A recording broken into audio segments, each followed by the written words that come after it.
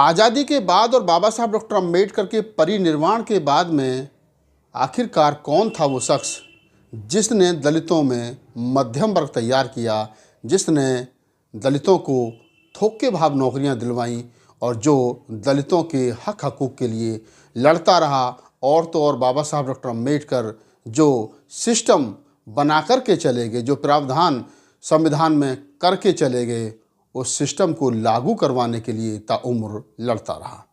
वो बाबू जगजीवन राम जिसको आज आप लोग गद्दार कहते हैं, आप कहते हैं नहीं कहते, लेकिन कुछ एक संगठन भारत में ज़रूर हैं जो बाबूजी को गद्दार साबित करना चाहते हैं, जैसे बामसेफ और बहुजन समाज पार्टी के बहुत सारे लोग। तो क्या बाबू जगजीवन राम गद्दार थे या बाबू जगजीवन राम महापुरुष थे? बाबा साहब के बारे में बाबूजी क्या सोचते थे, इसी के आसपास होने वाला है आज का ये वीडियो के अंत तक बने रहिए। नमस्कार, मैं राहुल नागपाल और आप देखना शुरू कर चुके हैं हमारा यूट्यूब चैनल जिसका नाम है बोल 85। बोल 85 के इस प्लेटफॉर्म पर आज मैं उस महानायक के बारे में बात करना चाह रहा हूं जिसको एक संगठन ने और कुछ लोगों ने गद्दार साबित कर दिया, और तो और पूरी की पूरी किताब उनके ऊपर लिख दी गई जिसका नाम बसपा के अनुसार है चमचा युग। हालांकि काशीराम ने चमचा युग में तमाम उन लोगों को चमचा बताने की कोशिश की है जो 1932 से लेकर के 1952 तक पूना पैक्ट के बाद में जो पैदा हुए थे वो सबके सब चमचा थे। कैसे थे इस पे पहले मैं एक वीडियो बना चुका हूँ, लेकिन आज मैं बात कर रहा हूँ और सिर्फ बाबू जगजीवन राम पर। और बाबू जगजीवन राम जो ये कहते थे कि अगर हमारा समाज मजबूत होगा तो नेता मजबूत होगा। बाबूजी बिहार से आते थे, सासाराम से लंबे समय तक सांसद और मंत्री रहे और बाबूजी ताउम्र समाज के हक हकूक़ के लिए लड़ते रहे। बाबा साहब और बाबू जगजीवन राम एक ही समय पर एक ही सरकार में दोनों मंत्री थे। बाबा साहब राज्यसभा सांसद थे तो बाबूजी लोकसभा। दोनों कभी ना कभी हेलो हाय भी करते होंगे और दोनों में कभी ना कभी मंत्रालय में या कैंटीन में कहीं ना कहीं कुछ ना कुछ बातचीत भी होती होगी। क्या पूरे जीवन में बाबूजी ने बाबा साहब डॉक्टर अम्बेडकर के लिए उनके जीते जी कुछ कहा, या बाबा साहब डॉक्टर अम्बेडकर ने कभी बाबूजी के लिए कुछ कहा? तो शायद सारा साहित्य उनके उस समय की सारी किताबें आप पढ़ लेंगे तो आपको ऐसा कोई भी एक भी शब्द नहीं मिलेगा जो दोनों महान नेताओं ने एक दूसरे के लिए कभी कुछ कहा हो। लेकिन ये फिर कौन से लोग हैं जो बाबूजी को गद्दार बताने में दिन रात एक लगे रहते हैं?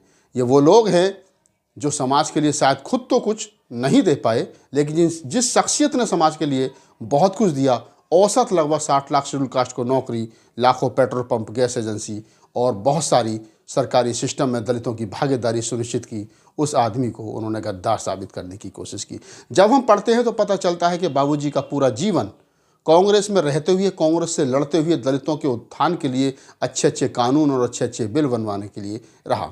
मेरे हाथ में एक किताब है और ये किताब कहने को तो छोटी सी किताब है, कहने को किताब है, लेकिन एक महत्वपूर्ण दस्तावेज है।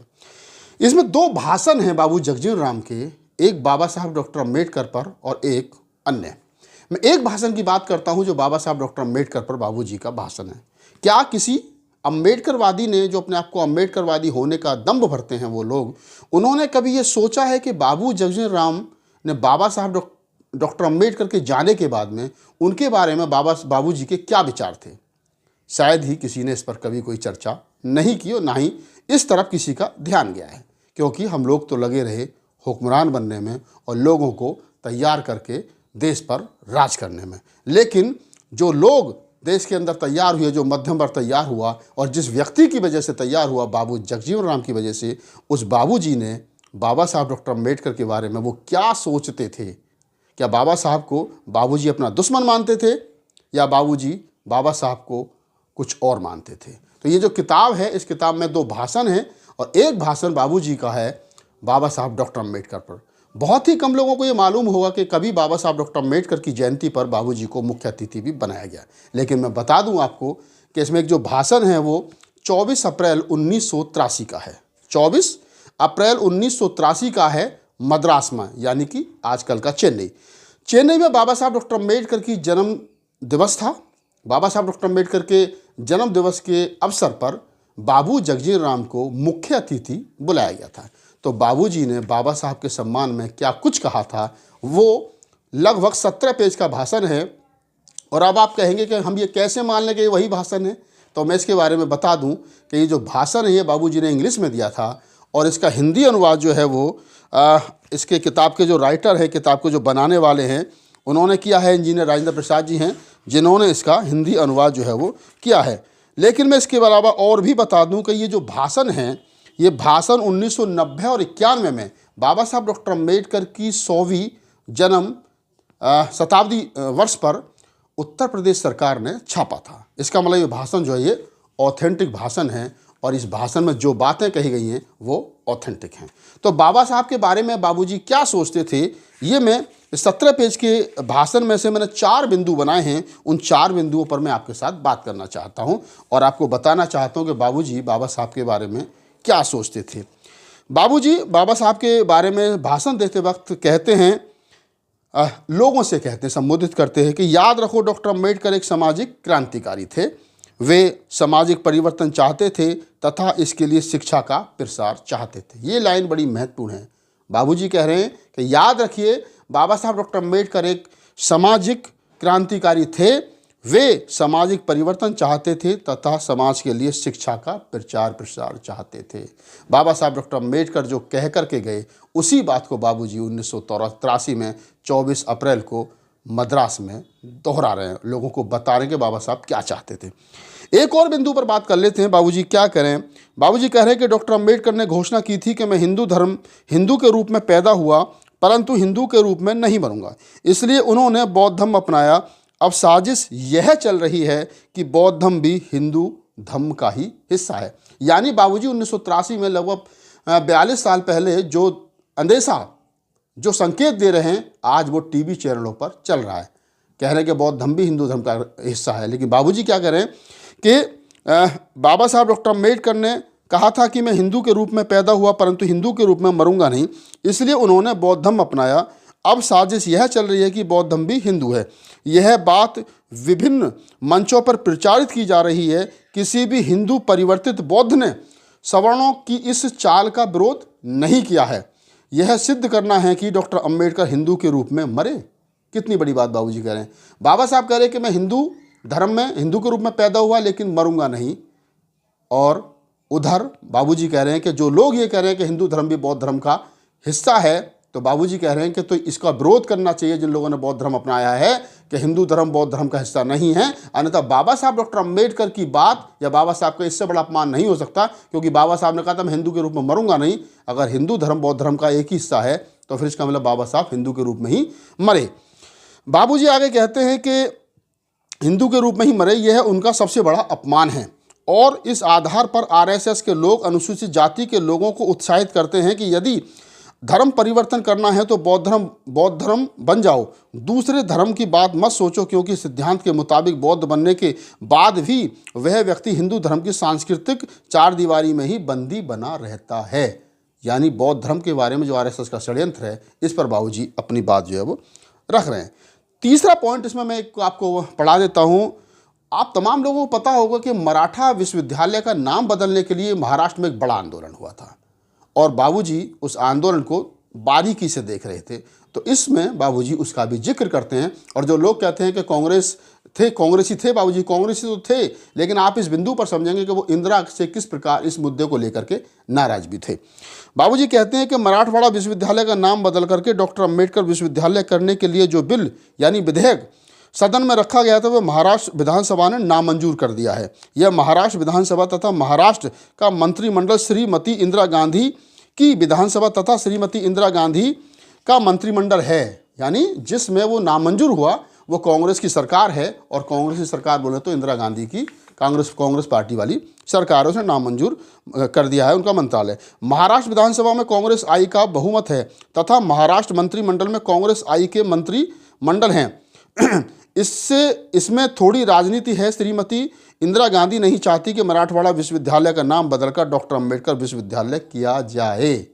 कौन कह रहा है इस बात को? बाबू जगजीवन राम कह रहे हैं कि श्रीमती इंदिरा गांधी नहीं चाहती कि मराठवाड़ा विश्वविद्यालय का नाम बदल करके डॉक्टर अम्बेडकर विश्वविद्यालय किया जाए। अन्यथा मुख्यमंत्री तथा कांग्रेसी बहुमत वाली विधानसभा इस बिल को कैसे नामंजूर कर देती? जब भी कोई कांग्रेसी मुख्यमंत्री मरता है तो इसके नाम पर एक विश्वविद्यालय की स्थापना हो जाती है। विद्याचंद राय पश्चिम बंगाल के मुख्यमंत्री थे। जब वे मरे तो विधान चंद राय विश्वविद्यालय की स्थापना हुई। मध्य प्रदेश के रविशंकर शुक्ला विश्वविद्यालय बना। गोविंद बल्लभ पंत मरे तो गोविंद बल्लभ पंत विश्वविद्यालय स्थापित किया गया। डॉक्टर संपूर्णानंद मरे तो वहाँ उत्तर प्रदेश के मुख्यमंत्री थे तो संपूर्णानंद विश्वविद्यालय की स्थापना की गई। ललित नारायण मिश्र भी मुख्यमंत्री थे तो उनकी हत्या हुई तो उनके नाम पर भी विश्वविद्यालय बना। तो फिर अम्बेडकर विश्वविद्यालय क्यों नहीं बन सकता है? क्योंकि अनुसूचित जाति के थे, इसलिए वो इसके योग्य नहीं थे, उनके नाम पर कोई विश्वविद्यालय बने। आप इसमें देख सकते हैं कि बाबूजी किस प्रकार से इंदिरा से दो दो हाथ कर रहे हैं और कह रहे हैं कि जब आपने इतने सारे अपने कांग्रेसी नेताओं के नाम पर विश्वविद्यालय बना दिए तो आप बाबा साहब डॉक्टर अम्बेडकर के नाम पर विश्वविद्यालय क्यों नहीं बना सकते हैं? क्यों? क्योंकि वो अनुसूचित जाति के थे। तो बाबूजी बाबा साहब का इतना सम्मान और इतना प्यार जो है वो करते थे। अब मैं अंतिम जो चौथा बिंदु है उस पर बात कर लेता हूँ ताकि कुछ और लोगों को भी पता चल जाए कि आखिरकार बाबूजी बाबा साहब के बारे में क्या चाहते थे। बाबूजी कहते हैं कि मैं आपको बता दूं कि डॉक्टर अम्बेडकर के जीवन की एक घटना का उदाहरण दे रहा हूं। 50 वर्ष से भी पहले की बात है कि महाराष्ट्र के रामटेक नामक स्थान में अनुसूचित जाति के लोगों को, विशेषकर महार जाति के लोगों को डॉक्टर अम्बेडकर स्वयं सदस्य थे तो रामटेक के तालाबों का प्रयोग करने की मनाही थी। युवा बैरिस्टर की हैसियत से अपनी जाति के लोगों द्वारा तालाब के प्रयोग के लिए डॉक्टर अम्बेडकर ने महाड़ के सत्याग्रह किया।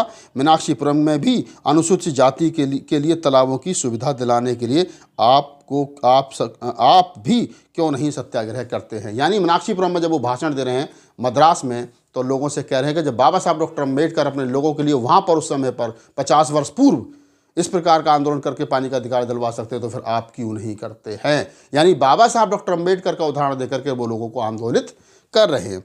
ये 4 बिंदु मैंने बाबा साहब डॉक्टर अम्बेडकर पर बाबूजी द्वारा दिए गए इस भाषण के बताए हैं और वो इसलिए बताए हैं ताकि कुछ लोगों को जो बाबूजी को गद्दार बताने के लिए लगे रहते हैं उनकी आंखें थोड़ी सी खुल जाएं और आने वाली जो नस्लें जो व्हाट्सएप यूनिवर्सिटी से बाहर निकलेंगी तो पढ़ेंगी, किताबें पढ़ेंगी, किताबों की तरफ लौटेंगी तो फिर पता चलेगा कि ज्ञान वो नहीं था जो आपको बताया गया है, ज्ञान उससे पहले भी था और जो इन किताबों के माध्यम से, छोटी छोटी किताबों के माध्यम से आपके बीच अब लाया जा रहा है। इस पूरी बातचीत के बारे में आपकी क्या प्रतिक्रिया है हमें कमेंट सेक्शन में बताइए और अपने महापुरुषों को पढ़िए, बुद्ध को, कबीर को, नानक को, रैदास को, अम्बेडकर को, जगजीवन राम को, उनको पढ़िए ताकि पता चल सके कि आज ये कोट पैंट टाई यहाँ तक हम जो लोग आए हैं, ये गाड़ी घोड़ी बंगला जो हमको मिला है, इसमें बाबा साहब डॉक्टर अम्बेडकर के दिए हुए आरक्षण को लागू करवाने में बाबू जगजीवन राम का क्या योगदान था। धन्यवाद।